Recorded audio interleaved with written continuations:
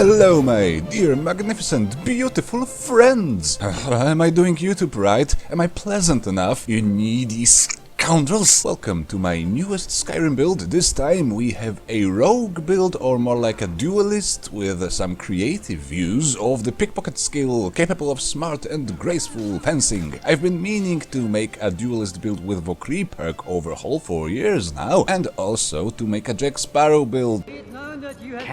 Captain Jack Sparrow. So why not make both? Duelist is a kind of build that uses one weapon, most likely a one-handed weapon, and block. No shield. It's a combat style that's been a bit underdeveloped in vanilla Skyrim, although there are ways of making it viable, some of which we are going to use today. Vokrii does make it better through quite a few new and improved block perks. They allow you to get a chance to knock an enemy down and disarm them, grant you a damage boost after bashing, and when simply blocking you get a chance to stagger them. And much like in vanilla, this combat style is at least very cost effective in terms of stamina, especially with a decent absorb stamina effect on your weapon, so you can put most of your level ups into health while still being able to use mobility and agility granted by the light armor perks. Finally, we have an amazing perk in Sneak called Escape Artist, which allows you to interrupt combat, like literally make everyone stop fighting when you go into sneak mode in combat, which, with certain pickpocket perks, means you can then take away their weapons and even armor pieces. All of that together makes fighting with Captain Jack Sparrow extremely fun. You will always outrun and outsmart your foes, especially the humanoid ones that can be pickpocketed. You will always win a duel, a one-on-one fight, and when surrounded you will rule the battle if you stay mobile, never standing in one place for too long. Usually, I explain this stuff in the skills section, but I am so excited about this build I may show symptoms of premature explanation. I can't tell you about the backstory, because the stories about Captain Jack are many and often conflicting with each other. He's rumored to have escaped death many a times, lived through and outsmart many magic curses, seduce all the finest ladies in Stros Mackay. Recently, it seems his luck has run out, and there was a mutiny against him, and his crew of pirates left him on some remote island. They say he reached the land by strapping a few turtles together, making a turtle raft or some other nonsense. Nobody believes that. Anyway, he reached the shores of Skyrim somehow, probably because there is no bounty on his head there. Yet. Now the mods. This build is definitely not vanilla, and my fashion choices create problems with armor rating, so I would use classic classes and Birthsigns to start the game as an acrobat. The class gives you a head start with most of your skills, except light armor and block, which will be extremely low, and you will need to train it by all means necessary, including paid training or lowering your difficulty and taking some hits on purpose. More importantly, the class also gives you the secondary skill of acrobatics, which means 75% less falling damage and 15% faster stamina regeneration, to stack with the agility perk. And importantly enough, it also gives you the unique ability of evasion, granting you 10% magic resistance and elemental resistance to stack with the Agent of Mara and the Lordstone. Finally, you can also choose the third era birth sign in this mod. Let's go with the Thief. It grants you 40 points of armor rating to stack with the Lordstone. Then we use Summermyst, although only 2 enchantments from it are used, which could be replaced by something else. There isn't that many useful effects that can be put on the head slot for this build, so even though the mod doesn't change that much, I would still strongly advise to use it. Then we have the Oblivion artifact pack for the Captain Cordon's saber. Technically any good sword with absorb stamina effect will do for the build, but this one also slows the enemies for a full 30 seconds, making it easier for you to dodge and disengage, to hide or run away, and all those shenanigans. For the gorgeous, immersive and impressive looks, we need Immersive Armors and Modular clothing system. Just a word of warning, there is very few hand slot items that wouldn't clip horribly with the a.k.a. clothes we are wearing on our chest. It's not really clothes, it's actually an armor piece, very low on armor rating, but still. Hide bracers almost don't clip, but the ring mail bracers from Immersive Armors are even better and will also give you a bit more armor rating. There are also a few mods that you can use to enhance the experience. Jack Sparrow isn't only the best and the worst pirate you've ever heard about, but can also negotiate and talk himself out of many situations because parlay. Parlay. Down to the depths whatever mutton they thought of parlay.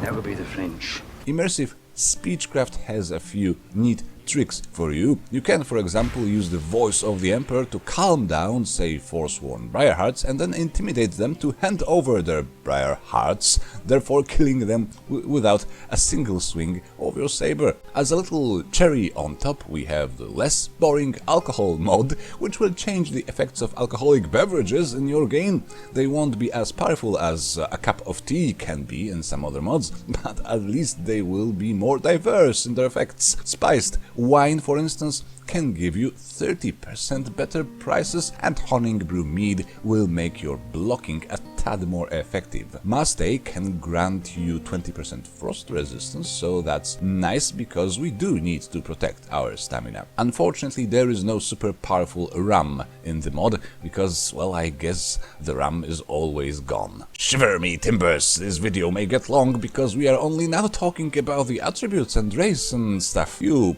probably are already clicking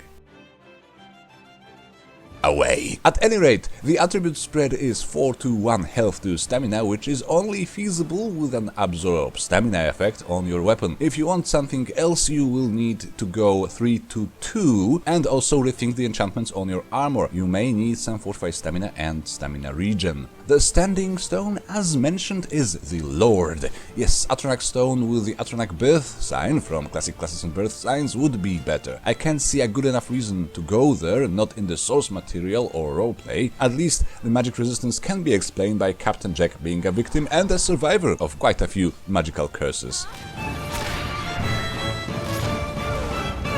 Well, now for the skills. The main skills are one-handed, block, light armor, pickpocket, lockpicking, sneak, and speech. As it has become an unfortunate standard on this channel, we need a few perks in smithing and enchanting if we wish to survive and thrive on Legendary. It's just how it is. We need Mastery in Enchanting and Steel Smithing and Arcane Blacksmith in Smithing. On lower difficulties you could probably skip these and just use the skills unperked, but since our saber is a pre-enchanted unique, Arcane Blacksmith may be hard to get rid of without changing a few other things in the build. Now for the actual meat of the build, block is super important. Arguably the most important. We take the right hand branch up to and including Poke the Dragon. Weapon block is a perk made for builds like this. It increases the effectiveness of blocking with a weapon by 25%, so that's 35 with your bows. With the Mastery, the difference in damage between an unblocked hit and a blocked one will be more than noticeable. So we definitely want Block Runner as soon as possible because we want to be able to block at all times and also to run at all times. Unfortunately, it means the build becomes really effective only after a few late game perks are obtained. You may be forced to play as an undercooked assassin for first few hours. Sorry about that. Shield charge is marked as optional because that trick I mentioned is rather,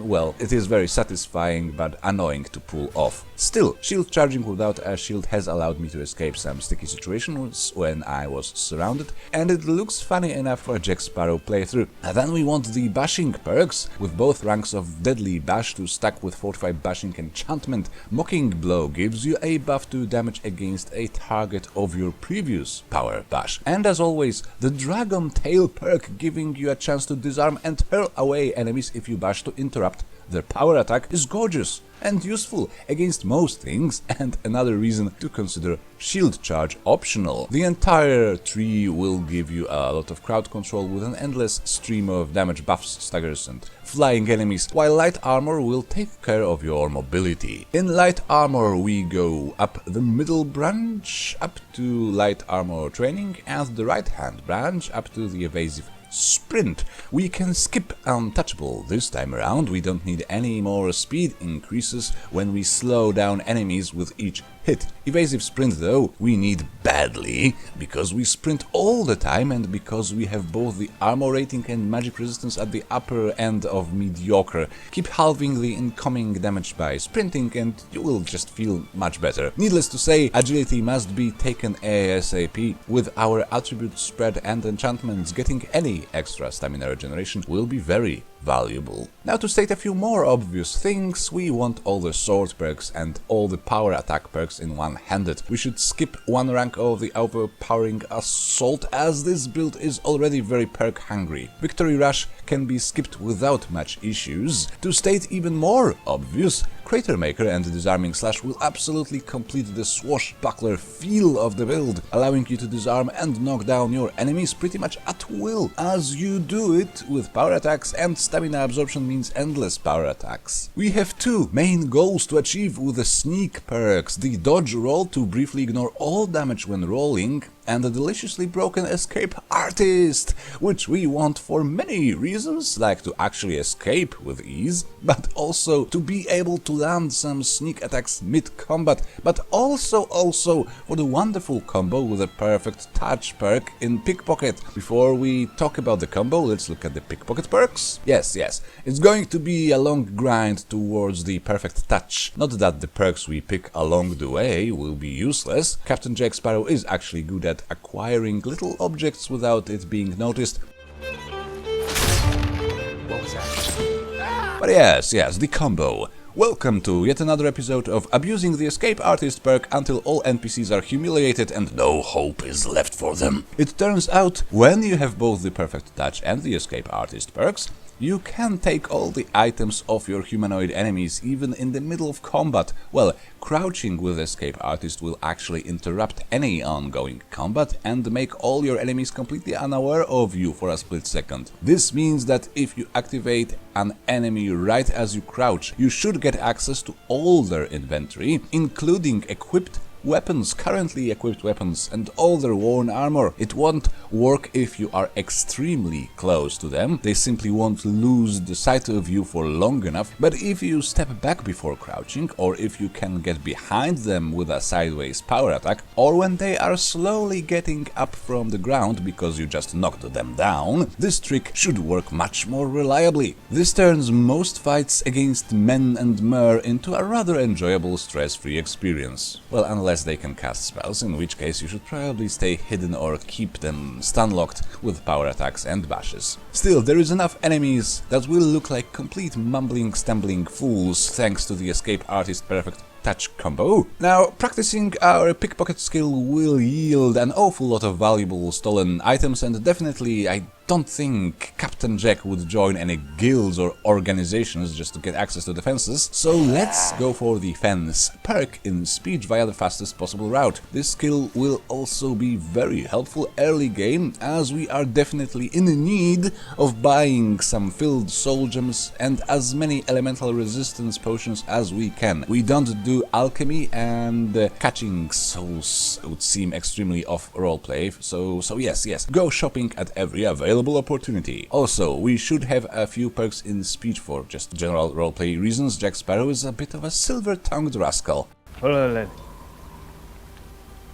And lastly, we have these perks here. Dungeon Master is fun, and Jack Sparrow should have it, as he is somehow always able to use his surroundings to his benefit, even while being completely drunk and slightly confused. Looter and Treasure Hunter aren't really needed for anything, they were taken mainly because pirate. Now we have a problem. With all the perks, even the optional ones, the build will only be done at level 55. So I am now officially excommunicated from the Skyrim build secret society.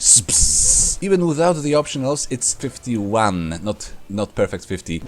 The thing is, the real fun with this character will start rather late in the game anyway. As I said, most if not all of the enjoyable combos are made out of the late game perks, so I would advise you to explore the late game with this guy anyway, maybe consider staying with him for a bit longer than usual, or maybe look up how to quickly power level some of your skills. At any rate, it's the gear time! It's rather simple this time. We have the Captain Cordon's saber, and then, because fashion, we enchant all the worn items ourselves. With enchanting in the 80s, the mastery perk and an elixir, you should get close enough to the peerless quality, so it should be good enough for legendary difficulty. The Sea Dog Tricorn bears the Fortify bashing effect. The grey leather pants have Windfall, which I can't play without for all roguelike characters at least, because it introduces the element of luck. With your ability to escape and hide almost at will, if you feel like you are close enough to being defeated, you can just sprint away and crouch, and wait for a bit until the Windfall heals you. And the remaining item slots need Fortify one-handed.